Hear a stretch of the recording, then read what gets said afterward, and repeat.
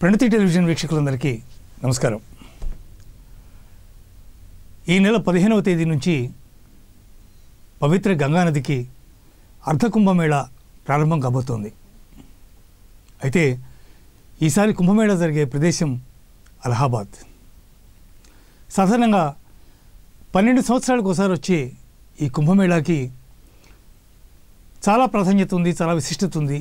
దానికి సంబంధించినటువంటి విషయాలన్నీ విదితమే. అయితే రవి గురులు ఇద్దరూ కాకుండా కేవలం రవి మాత్రమే మేషరాశిలో ప్రవేశించే సందర్భంలో 6 సంవత్సరాలకు ఒకసారి అర్ధకుంభమేళా నిర్వహించడం ఆనవాయితీగా వస్తోంది.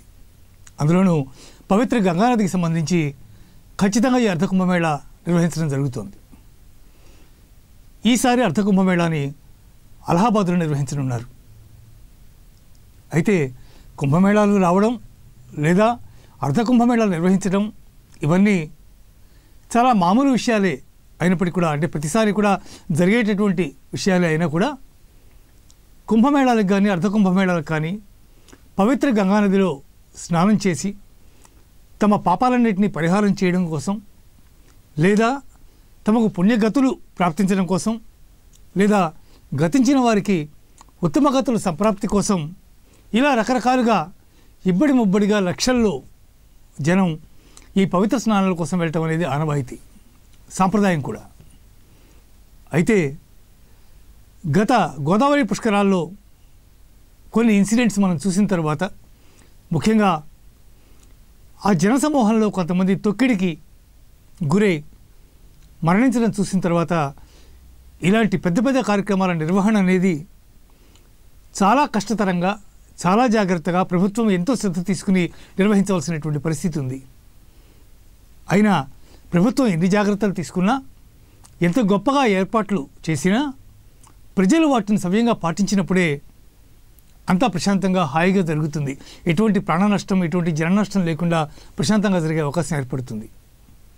అందువల్ల చాలామంది పండితులు, చాలామంది సిద్ధాంతులు కానీ ఫలానా సమయం మాత్రమే మంచిది, ఫలానా సమయంలో మాత్రమే స్నానాలు చేయాలి, ఆ సమయంలో స్నానం చేస్తేనే నీకు ఆ పవిత్రత కలుగుతుంది, లేదా పెద్దలకు ఉత్తమగతులు ప్రాప్తిస్తాయి, ఇలాంటి అంశాలన్నీ కూడా చెప్పడం వల్ల జనం విపరీతంగా అదే సమయానికి కరెక్ట్గా అక్కడికి వెళ్ళాలనేటటువంటి ప్రయత్నం చేయడం అనేది కూడా జరుగుతుంది.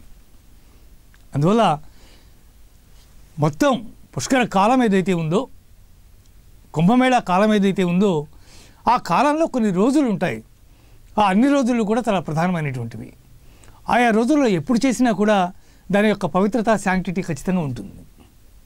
అందువల్ల ఫలానా ముహూర్తానికి, ఫలానా 12 గంటల 13 నిమిషాలకి మాత్రమే మనం చేయాలి, ఇట్లాంటివన్నీ అనుకోకుండా దాని యొక్క విశిష్టతని, దాని యొక్క గొప్పతనాన్ని అర్థం చేసుకుని జన నష్టం లేకుండా, ప్రభుత్వానికి ఇబ్బంది కాకుండా, తోటి యాత్రికులకు ఇబ్బంది కాకుండా జనమందరూ కూడా సహనం పాటించి చక్కగా ఓ పద్ధతి ప్రకారం చేసుకుంటే ఎలాంటి ప్రాణ నష్టం కూడా లేకుండా, ఎలాంటి హాని జరగకుండా ప్రశాంతంగా ఇట్లాంటి కుంభమేళాలు కానీ, లేకపోతే అర్ధకుంభమేళాలు కానీ, పుష్కరాలు కానీ జరిగిపోతాయి.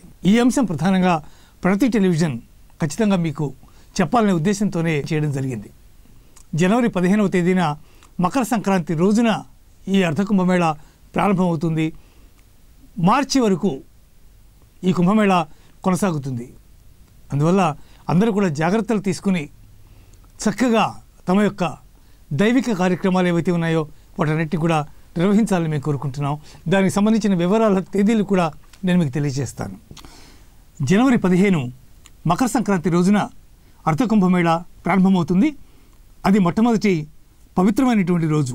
అలాగే జనవరి 21 పుష్యపూర్ణిమ రోజున, అలాగే ఫిబ్రవరి 4వ తేదీ మౌని అమావాస్య రోజున, అదేవిధంగా ఫిబ్రవరి 10 వసంత పంచమి రోజున, అలాగే ఫిబ్రవరి 19 మాఘ పౌర్ణిమ రోజున, అదేవిధంగా మార్చి 4 మహాశివరాత్రి రోజున, పైన చెప్పినటువంటి 6 రోజులు కూడా చాలా పవిత్రమైనటువంటి దినాలుగా అర్ధకుంభమేళాలో స్నానాధికారులు నిర్వర్తించడానికి, లేదా తర్పణాలు చేయడానికి, పితృతిథులు నిర్వహించడానికి, ఇలాంటి వాటన్నిటి కూడా చాలా ప్రధానమైనటువంటి దినాలుగా చెప్పదగినటువంటి రోజులు అవి.